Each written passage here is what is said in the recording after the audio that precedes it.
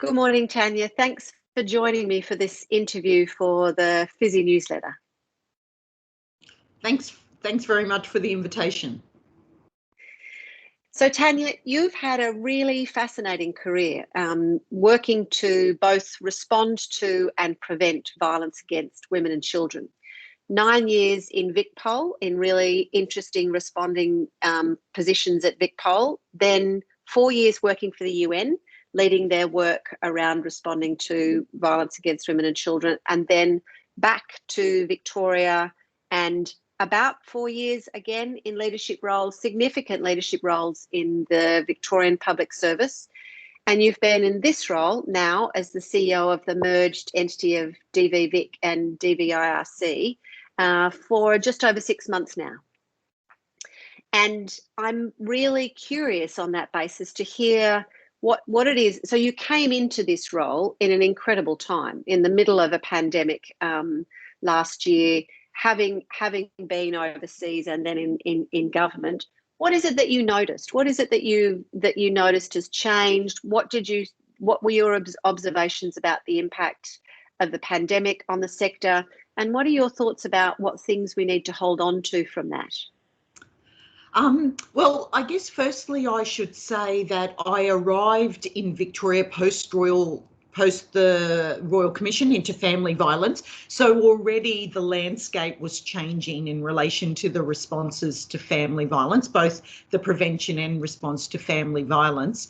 So I think, at that point we were going to see such a fundamental change in both the investment as well as the approach to how we were going to build the system for the response. So then when I came into this particular role, obviously during the pandemic, there were a few things that I noticed straight away, and that was the ability of, particularly as I was working in the specialist family violence services sector, the ability of the services to pivot to technology provided solutions, to be able to continue engaging with victim survivors in every possible way, but through the use of technology, and the ability to move quickly to those other platforms was really quite remarkable, I think.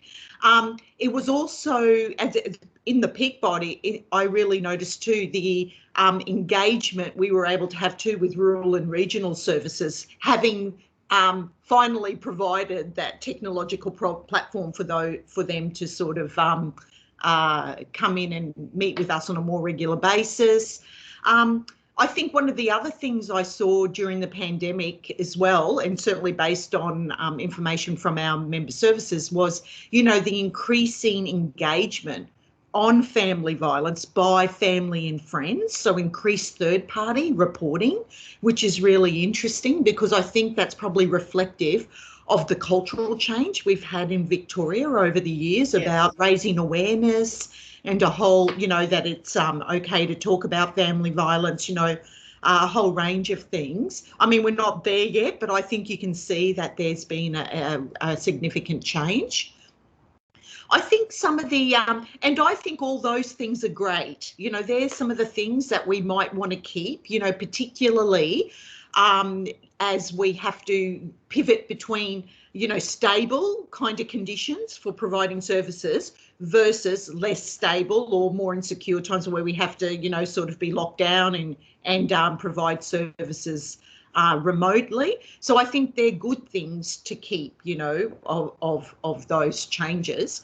But I think some of the other things that we really noticed, I think, during the pandemic, and things that it's really important to address, I think, going forward, are perhaps some of the deficits in funding for specialist family violence services as well, due to the increased complexity and demand of the system that's been raised by, the whole range of things that are influencing, outcomes for victim survivors. And I think that and the other thing was also seeing the staff capacity, because that there is, there's quite a growing industry, but there's, we still haven't got the workforce capacity that we need in the family violence sector. So people working really long hours, working from their homes no separation from the professional and the personal, I think has a huge toll on the sector. Certainly we're a gendered workforce as well. And so, having to also perform take up the care of children in the home, the schooling. I think it's pretty clear that fell to women during the pandemic. So all of those impacts, I think, are really significant for our sector. So I think, though, one of the things moving forward, like I said, I think technology is really important, keeping friends and family engaged, but I think we have to address some of the structural deficits for services to be able to provide their services in, being funded for, adequately to not for frontline service delivery, but also for all the extra work that they have to do to maintain their services, which includes technology and a whole range of operating costs. And I think we have to get the balance right between maybe face-to-face service delivery as well as what we can provide remotely to ensure that we have the broadest reach possible for services.